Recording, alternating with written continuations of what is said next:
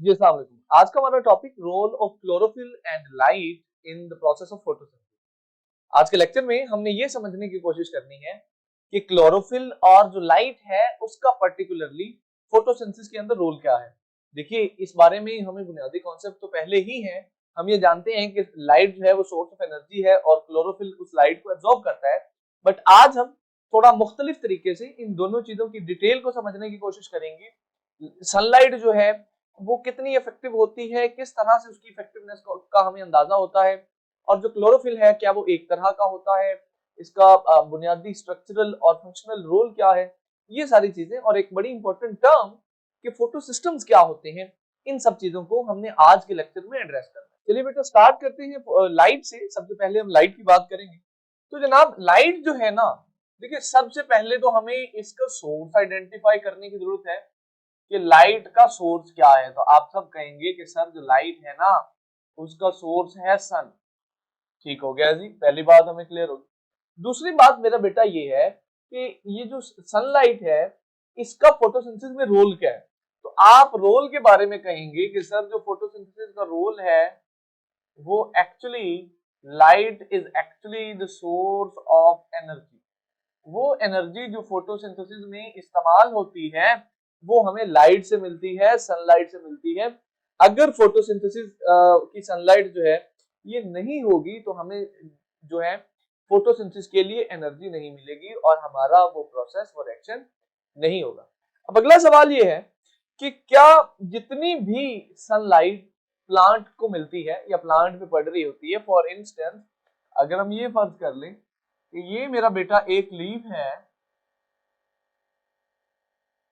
तो इस पे यहाँ पे भी कुछ सनलाइट पड़ रही होगी। देखिए यहाँ पे भी पड़ रही होगी, यहाँ पे भी पड़ रही होगी, यहाँ पे भी पड़ रही होगी सनलाइट और यहाँ पे भी पड़ रही होगी इवेंचुअली। अब अगर हम ये समझने की कोशिश करें कि जितनी सनलाइट एक लीफ पे पड़ती है क्या वो सारी की सारी सनलाइट यूज हो जाती है, क्या वो सारी की सारी लाइट की जो एनर्जी है उसको पौधा इस्तेमाल करता है?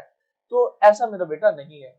लाइट के हवाले से एक टर्म यूज होती है एब्जॉर्प्शन की और एक टर्म यूज होती है रिफ्लेक्शन की। हम gonna right both of the term. एक है जी टर्म हमारे पास एब्जॉर्प्शन की कि लाइट एब्जॉर्ब कितनी हुई, और दूसरी टर्म है हमारे पास रिफ्लेक्शन की कि लाइट रिफ्लेक्ट कितनी हुई। लाइट आ रही है एक मटेरियल पे पड़ी है, जितनी इसने एब्जॉर्ब कर ली वो एब्जॉर्प्शन, जितनी इसने रिफ्लेक्ट कर ली वो रिफ्लेक्शन। भाई हम कहते हैं कि there is only 1% of light is absorb. जितनी भी सनलाइट पड़ती है ना पत्ते पे बेटा, पत्ता उसका सिर्फ 1% ही एब्जॉर्ब करता है, उससे ज्यादा एब्जॉर्ब नहीं कर सकता। अच्छा जी ये बात भी हो गई।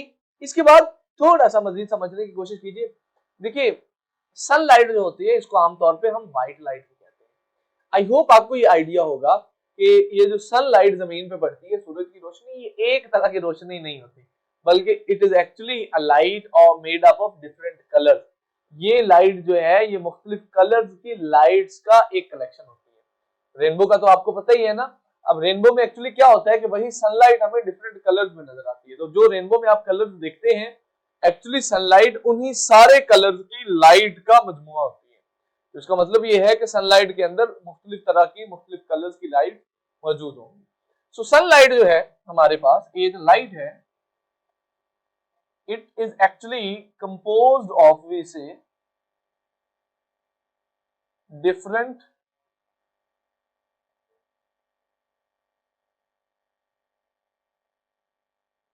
colored lights।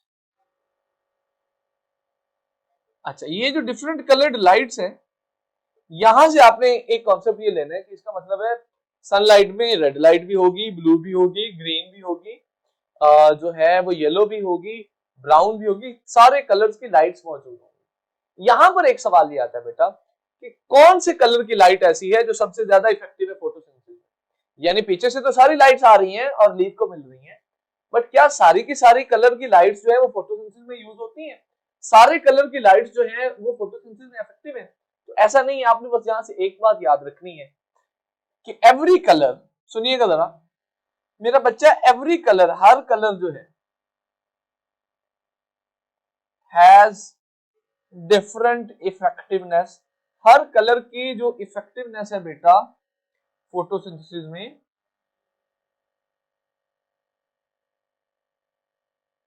Is different. Her colour की इफेक्टिवनेस फोटोसिंथेसिस में मेरा बच्चा डिफरेंट है। अब आपके ध्यान में आ रहा होगा कि सबसे ज्यादा किसकी है। तो इस हवाले से आपने दो लफ्ज याद करने हैं, एक है जी हमारे पास ब्लू का और एक है जी हमारे पास रेड का।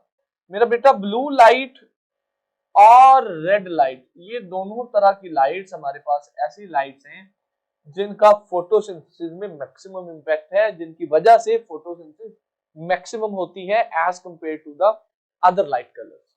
सिमिलरली अगर हम क्लोरोफिल की बात करें तो क्लोरोफिल जो है मेरा बच्चा, सबसे पहले तो आपको ये याद रखना है कि ये क्लोरोफिल है क्या चीज। भाई हम क्लोरोफिल के बारे में कहते हैं कि ये बेसिकली एक फोटोसिंथेटिक पिगमेंट है। ये ऐसा पिगमेंट है जिसका फोटोसिंथेसिस में रोल है। ठीक है बेटा। अच्छा, ये जो क्लोरोफिल है ये आपकी नहीं बल्कि प्लांट्स के सेल्स में in the form of clusters मौजूद होते हैं।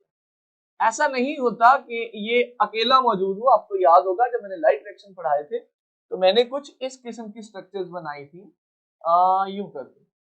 वो स्ट्रक्चर्स मेरा बेटा जो थी उनमें आपके जो क्लोरोफिल के मॉलिक्यूल थे वो ऐसे करके in the form of clusters मौजूद थे। यूं जो क्लोरोप्लास्ट होता है उसके अंदर क्लोरोफिल अकेला मौजूद नहीं होता, ऐसे क्लस्टर्स की फॉर्म में मौजूद होता है। ठीक है जी। अच्छा, इन क्लस्टर्स को हम एक नाम देते हैं, हम कहते हैं मेरा बेटा ये क्लस्टर्स जो हैं दे आर एक्चुअली फोटोसिस्टम्स। अब अगर आपको पेपर में सवाल आता है कि फोटोसिस्टम क्या है तो आप लिखेंगे कि they are actually clusters of photosynthetic pigments. Photosynthesis में जो पिगमेंट्स यूज होने हैं उनके क्लस्टर्स को हम फोटोसिस्टम्स कहते हैं। और इनका काम क्या होता है? इनका काम होता है लाइट एब्जॉर्प्शन करना, सनलाइट को रिसीव करना, उसको एब्जॉर्ब करना। ये फोटोसिस्टम का काम होता है। ठीक हो गया जी। अच्छा, एक तो मैंने आपको क्लोरोफिल बताया। ठीक है बेटा, यहाँ पर एक सवाल ये भी है कि क्या क्लोरोफिल के अलावा भी प्लांट के अंदर कोई पिगमेंट मौजूद होते हैं फोटोसिंथेसिस के लिए, या क्लोरोफिल अकेला ही है? आइए जरा उसकी बात कर लेते हैं। देखिए, ये जो हमारे पास फोटोसिंथेटिक पिगमेंट है इनमें जो एक टाइप है हमारे पास पिगमेंट्स की, अगर हम बात करें इनमें जो एक टाइप है हमारे पास वो तो है मेरा बेटा मेन पिगमेंट्स, यानी जो मेन फोटोसिंथेटिक पिगमेंट है। और दूसरे पिगमेंट हैं जिनको हम कहते हैं एक्सेसरी पिगमेंट। एक्सेसरी मतलब ये मेन नहीं है, ये मेन पिगमेंट के अलावा है, ये एक्स्ट्रा पिगमेंट है, ये एक्सेसरी है। ठीक है जी। तो जो मेन पिगमेंट है ना बेटा आपके पास वो है जी क्लोरोफिल ए। पौधों के अंदर जो सबसे ज्यादा पिगमेंट मौजूद होता है फोटोसिंथेसिस के हवाले से वो है क्लोरोफिल ए मेरा बच्चा। ठीक है। इसी तरह ये जो एक्सेसरी पिगमेंट्स हैं इनमें दो की एग्जांपल आपकी बुक में लिखी हुई है, एक है क्लोरोफिल बी और दूसरे हैं कैरोटीनाइड्स। याद रखिएगा कि ये वो दोनों पिगमेंट हैं जो मेन नहीं है। सबसे मेन जो खिलाड़ी है प्लांट का वो क्लोरोफिल ए है। इसके साथ जो बाकी दो खिलाड़ी हैं वो क्लोरोफिल बी और कैरोटीनाइड। क्लोरोफिल ए जो है वो दो तरह की लाइट्स को एब्जॉर्ब करता है, यही वाली ब्लू और रेड को। इसका कैरेक्टर यह है कि ये पूरी सनलाइट में से ब्लू और रेड लाइट को एब्जॉर्ब कर लेगा और उसकी एनर्जी को यूज करेगा। ये जो बाकी पिगमेंट है ये ब्लू और रेड के अलावा जो बाकी अदर कलर्स ऑफ लाइट है, अदर लाइट्स हैं, उनको ये मेरा बेटा एब्जॉर्ब करते हैं। तो एक्चुअली प्लांट ने ना देखिए किया क्या हुआ है अपने क्लोरोप्लास्ट के अंदर, उसने एक सिस्टम बनाया कि रेड लाइट और ब्लू लाइट आनी है उसको क्लोरोफिल ए एब्जॉर्ब करेगा। सबसे ज्यादा क्लोरोफिल ए, सबसे ज्यादा रेड और ब्लू लाइट एब्जॉर्ब होगी, सबसे ज्यादा इफेक्टिवनेस होगी उनकी। इसी तरह क्लोरोफिल बी और कैरोटीनाइड भी मौजूद हैं जो बाकी कलर्स की लाइट्स को एब्जॉर्ब करेंगे और फिर उसको यूज करेंगे। तो आज के लेक्चर में हमने लाइट का और क्लोरोफिल का रोल पढ़ा। फोटोसिंथेसिस में लाइट का रोल है एनर्जी देना, क्लोरोफिल का रोल है उस एनर्जी को ले लेना और आगे पौधे में ट्रांसफर कर देना। आज के लेक्चर के लिए इतना ही। अगर आपको कोई सवाल हो तो आप से पूछ सकते हैं। See you in the next class. अल्लाह हाफिज।